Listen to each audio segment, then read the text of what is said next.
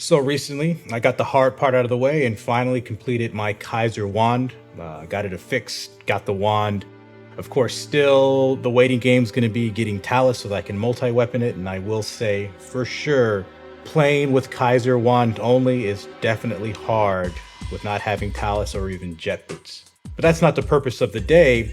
As I was messing around with my Kaiser and also practicing on some of the dread enemies, I started to notice something that was peculiar, specifically within the pangolin cocoon. I wanted to see how fast I could clear it compared to my wand Talis Evoliclipse, knowing that you're kind of comparing apples to oranges given the fact you have Talis.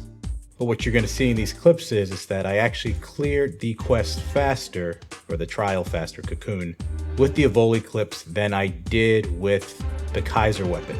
So this got me thinking, it's obviously not a damage thing, it's an elemental down issue.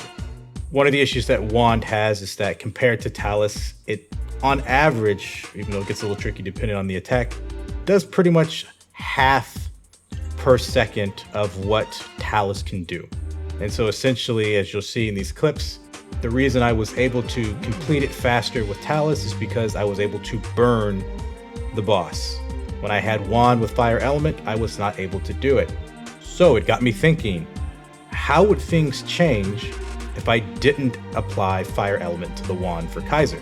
And what we learned, I did clear it faster than both Kaiser with Fire Element and my Evoliclipse with the Fire Element. The reason likely for it is because A, I'm doing more damage, and B, I'm actually able to physically down the enemy because without an element on the wand, I'm essentially doubling my physical down accumulation. So why is this important? Well, this got me thinking about Wand Element Revoke. Now, it's a pretty clear consensus that for the past year since the skill's been available, it really hasn't had a purpose. And when we look at Wand by itself, it probably still does not. So I want to preface before I go into this that this video is not advocating that everybody change their skill tree and now add this skill, which is Wand Element Revoke. This is really just something to think about and something that I'm going to continue to think and explore with. But now that we have a viable weapon multi-weapon that is Wand and Talis being so strong in element, there might be some avenues where we want to consider, or at least reconsider, Wand Element Revoke. And so what I did was I did a little trial where I went into Retem Purple Rank 2 and with Evoliclipse, so this one's not going to have Kaiser, and completed the first two bosses to see what the time difference would be. Am I going to be losing a lot of damage or DPS because in one trial I'm not going to have any Wand Element? And essentially, what other things are we going to be able to observe? And so that's what I want to look at next, just comparing the same Retem Purple trial, one where Evoliclipse does not have a Wand Fire Element, the other one which it does. And we're going to see a couple of things and then we're going to discuss and then we're going to assess what this means and the things we might want to think about and apply to other enemies.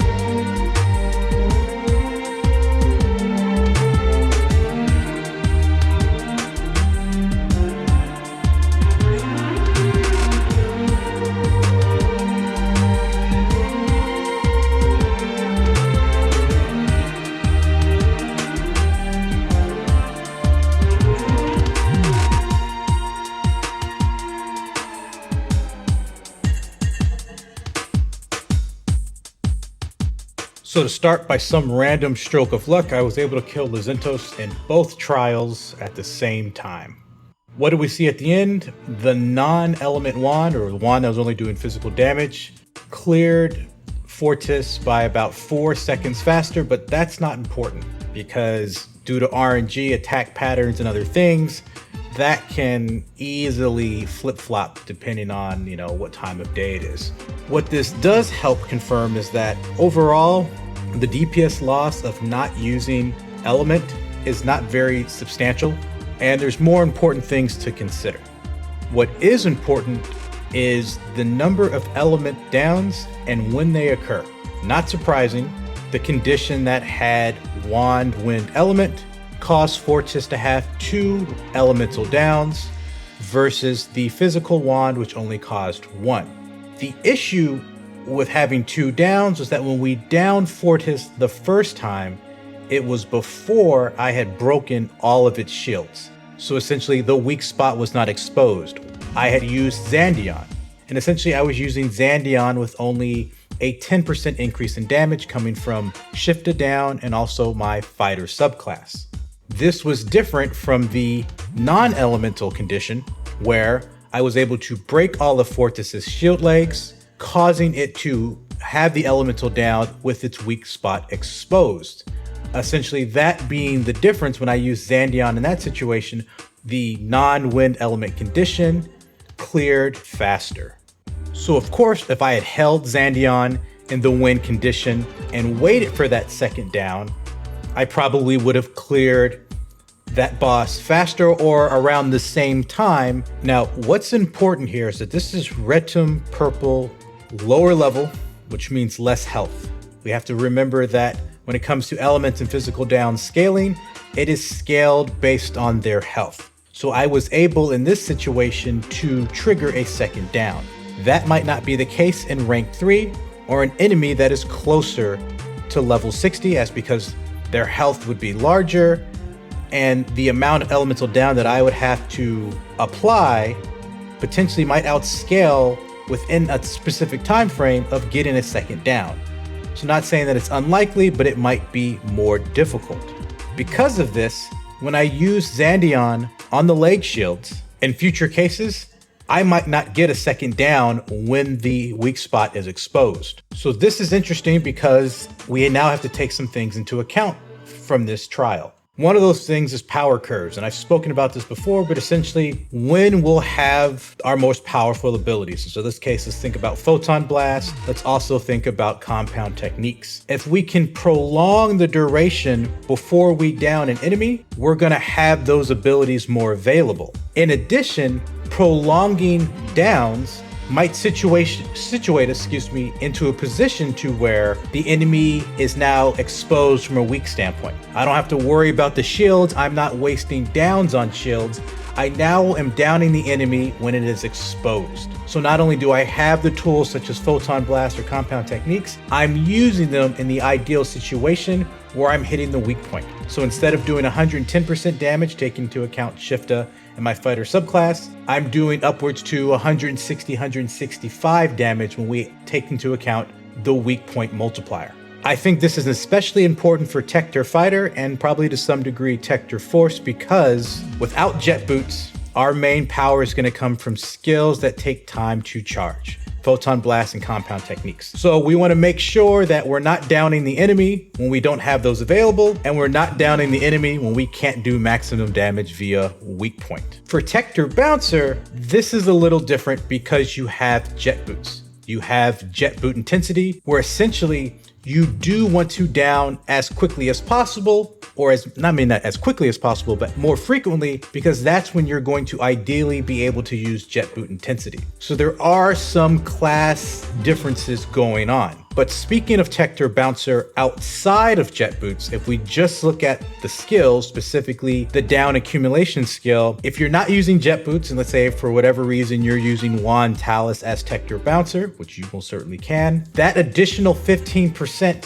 that you get in down accumulation for both physical and elemental might be a disadvantage, because once again, we are speeding up our rate of downing the enemy. Are we doing that in the ideal conditions? Or is that additional 15% to both physical and element accumulation going to down the enemy before I get Photon Blast, before I get compound technique, or before I'm able to break the enemy shields and then be able to use these techniques to do additional damage? So now that we have so many tools, specifically Wand Talis to apply element and to apply physical, and seeing that the damage difference between Wand Element and non-Wand Element in the grand scheme of things is very negligible, it might be a situation to where that down damage state is more valuable than just applying element from both Wand and Talis. And now we need to understand, when should I apply element to Wand?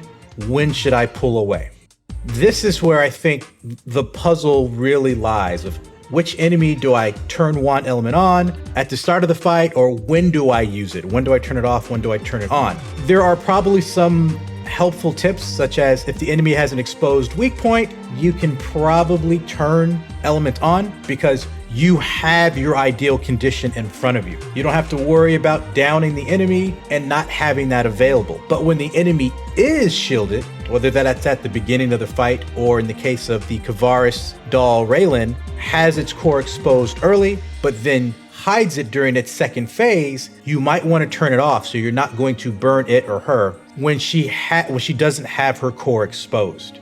In addition, let's think about team environments. I think team composition, especially in 4-man groups, this might not have as much value in 8-man and definitely doesn't have any value in 32-man, but let's look at 4-man. So we're looking at purple triggers and we're looking at right now Dark Falls rank 2. This skill might help support and balance out your team composition. Because once again, even though classes like Fighter and Force have Photon, Flare, and Overload, which can help them during down, they too would like to hit their power curves as well, whether that's compound techniques or Photon Blast, and use that effectively. One of the issues with Force is they're always applying element, and that's just the nature of the beast. So while that is a strong point of their kit, they are essentially racing to the finish line when maybe they need to slow down. You using Wand Element Revoke and pulling element off of your wand and maybe pulling back on Talis use, of course this depends on the enemy, helps slow that down or help better control that. It's not going to be perfect, but it could stave off that enemy downing fast when, say, hey, their weak spot wasn't exposed. And now, of course, this is going to be on a case-by-case basis because all the enemies are different. What I will say is that there's also going to be a delicate balance between Wand and Talis. I think in situations to where you're using Talis a lot just because the enemy, they're moving a lot or it's just easier to hit weak spots, there's probably not a lot of value in removing the element from Wand. You might as well just double down. But once again, Talis' strength is in the weak spot. When a weak spot is not exposed, Talis loses a lot of its value. So that might be a situation to where even though I'm still using Talis to some degree, now there's more of a wand focused, I should remove my wand element there until a weak spot shows itself. And then once a weak spot shows itself, now switching things over to element, causing that elemental down, getting that maximum value. And so once again, this is really just early stages of me kind of getting a sense of, is there value in Wand Element Revoke, especially when it comes to manipulating when you're most powerful and manipulating when the enemy is at its weakest. And so I'm gonna keep on thinking. I'll probably redo my skill trees and really explore the ins and outs of Wand Element Revoke and seeing if this is actually going to add some damage to Techter passively, because we're now trying to optimize the situations in which we deal the most damage. Other than that, let me know your thoughts and I will catch you all next time.